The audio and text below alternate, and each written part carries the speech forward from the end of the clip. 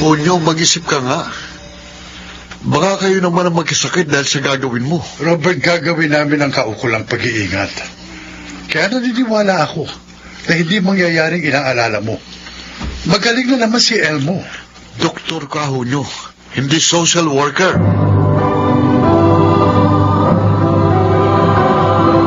Handog ng DZRH ang tula sa kanyang panahon.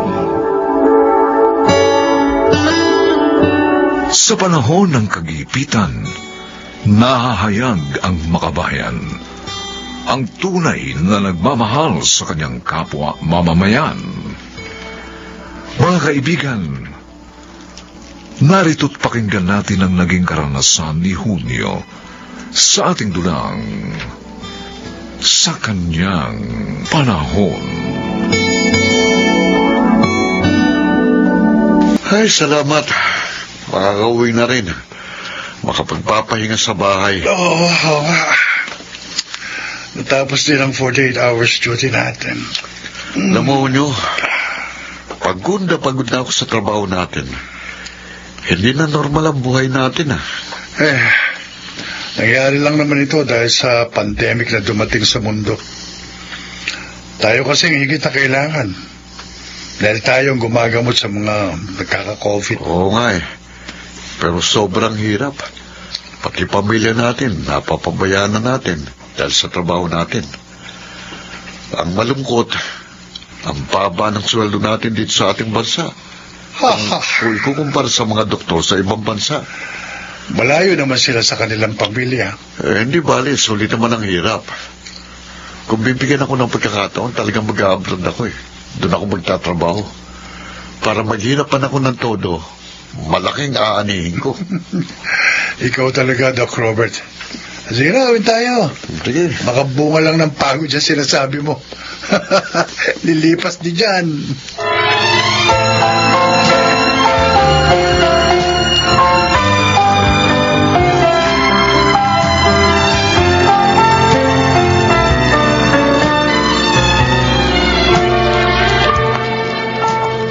Buti po dumating na kayo, Daddy. Oh, bakit, Cherry? May problema ba ang prinsesa namin? Wala po. Ipapakita ko lang po ito sa inyo. Ano ipakikita mo sa akin na nasa cellphone mo? Report card ko po. Mhm. Sinend po sa amin online. Kasi nga po online na yung klase because of pandemic. Patingin nga. Ito po. Aba, tataas ng grades mo ah. Consistent na mataas ang grades niya. Oo nga. Congratulations, anak ha. Hindi nagbagong sipag mo sa pag-aaral. Kahit hindi na face-to-face ang klase niyo. Talagang nag-aaral po ako mabuti, Daddy. Because I want to be a doctor like you someday. Talaga? Opo. At dito rin po ako magtatrabaho tulad ninyo para makapaglingkod po ako sa bayan natin. Natutuwa ako sa maganda mong pananaw sa buhay, anak. Kahit bata ka pa. Oh, bakit napabuntong hininga ka? Oo nga po, Daddy. Di ba sabi niyo natutuwa kayo? O edi ibig sabihin happy kayo? Eh bakit parang nasad po kayo? Naalala ko lang yung isang kasama kong doktor sa ospital. Si Robert. Oh, bakit? Anong problema sa kanya? Kasi napapansin ko, tuwing matatapos ang duty namin, para bang sawa na siyang magtrabaho dito sa bansa natin. Eh, siguro dahil sa sobrang hirap ng trabaho niyo magmula nung magka-pandemic. Pero, hindi lang naman kayong nahihirapan. Marami pang iba, tulad ng mga nurse. Oo nga eh. Sana maunawaan niya yun. At sana rin, huwag niyang ituloy ang balak niyang pangingibang bansa.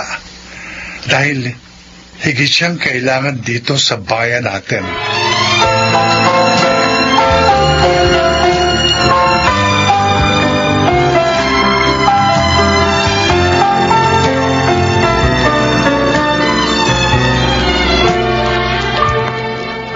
Hunyo, itong record ng mga bago mong pasyente. Nadagdagan na naman pala ang mga pasyente may COVID dito sa ospital. Oo nga eh. Ibig sabihin, natagdagan na naman ang aalagaan natin. Elmo, madlang bayan. No. Sa kaya ito? O bakit? Kilala mo bang pangalang nakalagay dyan? May kaklase ko nung high school na itong pangalan at apelyido. At nakita ko rin siya 6 years after graduation. Nagkaroon kami ng reunion noon. Ibig sabihin, maaaring kaklase mong isa sa mga bagong pasyente natin. Maaari. Kung siya nga ito. Robert, anong kalagayan niya? Sa kabutihang palad, wala siya sa ICU.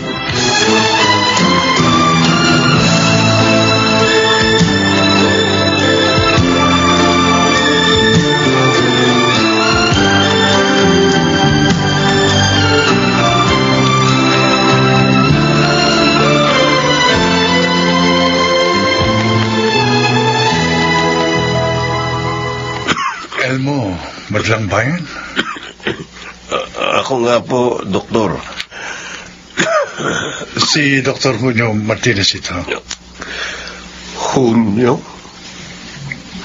Martinez? Ako nga. Ang kaklase mo nung high school. Junio. Nakalulungkot na nagkita tayo sa panahon may sakit ka. Pero huwag kang maglala. Aalagaan ka namin dito. Gagawin namin ang lahat para kumaling ka.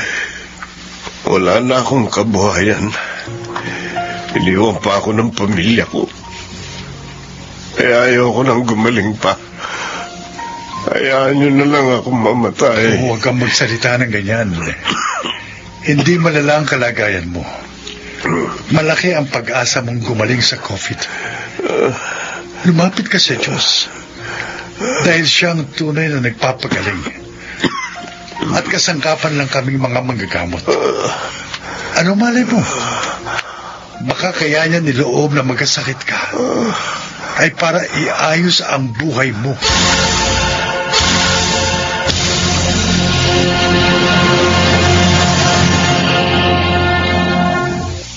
Ano? Kukup-kupin mo yung kaklase mong pasyente natin? Pansamantala, Robert. Wala siyang matutuluyan eh. Kawawa naman. Junio, mag-isip ka nga. Baka kayo naman ang magkasakit dahil sa gagawin mo. Robert, gagawin namin ang kaukulang pag-iingat. Kaya naniniwala ako na hindi mangyayaring inaalala mo. Magaling na naman si Elmo. Doktor ka, hindi social worker. Ngunit tungkulin ko rin na tulungan ang kapwa ko. Lalo na ang taong minsan ay nakatulong din sa akin.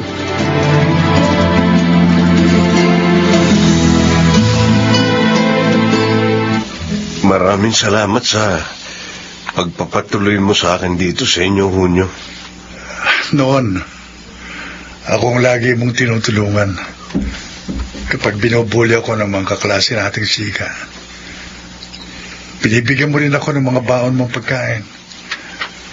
Dahil madalas, wala akong baon. Ikaw, maraming pagkain. Pero iba na ang sitwasyon ngayon. Nagka-COVID ako. Pero hindi niyo ako pinandirihang makasama. Lahat naman ng tao, maaaring magkaroon ng ganong karamdaman. Kaya hindi natin dapat pandirihan ang ating kapwa na may ganong sakit. Salamat sa inyo. Napakabait niyo talaga. May gusto lamang akong malaman, Elmo. Ano pa nangyari? At nawalan ka ng kabuhayan. At iniwan ka rin ang iyong mag-iina. Kasalanan ko, Junio. Dati akong OFW. Pero nang manatili na ako dito, nalulung ako sa sugal. Hanggang sa maipatalo kong lahat ng aming kabuhayan. Ano? Alam niyo, kahit pala anong talino ng tao, pag nalulung sa bisyo, aalipinin siya nito. Uli na mamulat ako. Mahirap na ako. Wala na rin ang pamilya ko at nagka-COVID pa ako. Huwag kang mawala ng pag-asa, Elmo. Malay mo, bumalik uli sa iyo ang pamilya mo. Oh yes, tama yun. Tama ang sinabi ng asawa ko. Alam mo, isang magandang ginawa ng pandemic ay yung muling pinaglapit ang pamilyang magkakalayo. Sana nga matupad sa akin ang sinabi ninyo. Mangyayari din yun. Oo nga pala. Nakausap ko na yung mga kaklase natin. Oh. Alam mo sabi nila? Handa silang tulungan kang makabangon.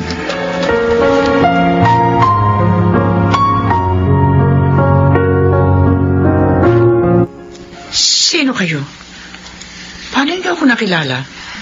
Ako si Dr. Julio Martinez. At ako naman si Gemma, ang kanyang kabiyak. Anong kailangan niyo? Hindi ko naman kayo kilala. Nakilala ka namin dahil kay Elmo. Ang lalaking yun. Nagka-COVID siya, Violi. At akong gumamot sa kanya. Ano? Nagka-COVID siya? Oo.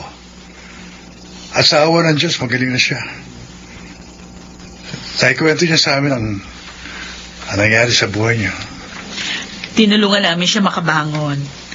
Kaya ngayon, may trabaho na siya. Ang totoo, nagka-COVID din ang panganay naming anak. Mabuti na nga lang, gumaling din siya. Violi, hindi kaya hudyat ito upang buuin yung muli ni Elmo ng inyong pamilya? Hindi ba maaaring bigyan mo ng isa pang pagkakataon ang aking kaibigan? Nagbago na siya, Violi. Kaya sana, patawarin mo na.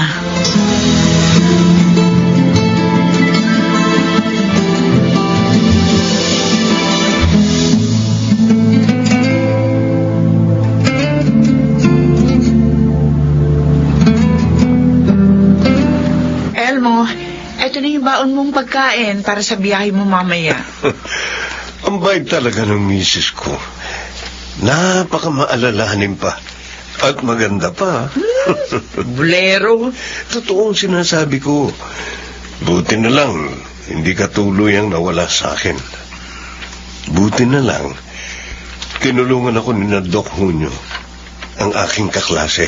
Ay, Elmo, naalala ko. Oh, Nagkasalubong kami ni Gemma kahapon sa mall. Nalaman ko, may COVID pala si Junio. ano? Kumusta na raw siya? Nasa ospital siya eh. Ha? At hindi raw maganda ang lagay.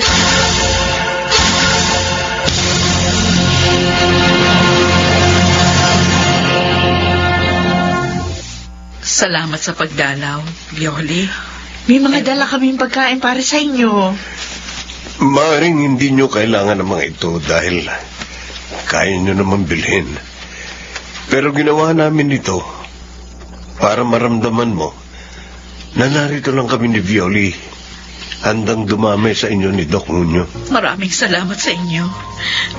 Sana, tulungan niyo akong dumalangin sa paggaling ni Junio.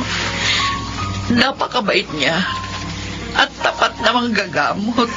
Gagawin namin yun, Gemma. At naniniwala kami, diringgin tayo ng Diyos. Pagagalingin niya si Junio.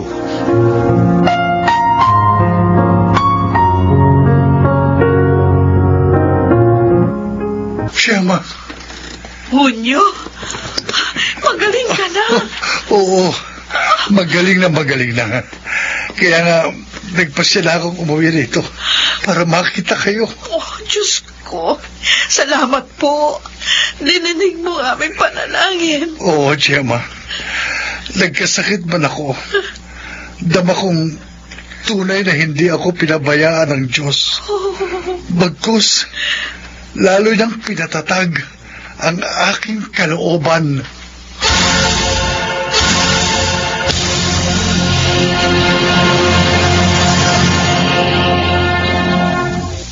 Mapalad ang marunong lumingon sa pinanggalingan.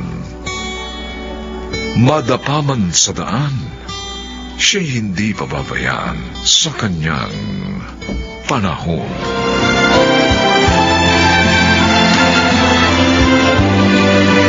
Mga nagsiganap: Bobby Cruz, Rosana Villegas, Chiquit del Carmen Amor, Dionel Benjamin, Susan Robles, at Phil Cruz. Special sound effects, Jerry Mutia. Technical supervision, Bong Buyar at Eric Lucero. Musical scoring, Buboy Salonga. Ang kasaysayang ito'y mula sa panulat ni Telma Corporal Alcantara. At sa pinagsamang direksyon ng inyong lingkod, June Martin Legaspi at Bobby Cruz. Sa kanyang panahon.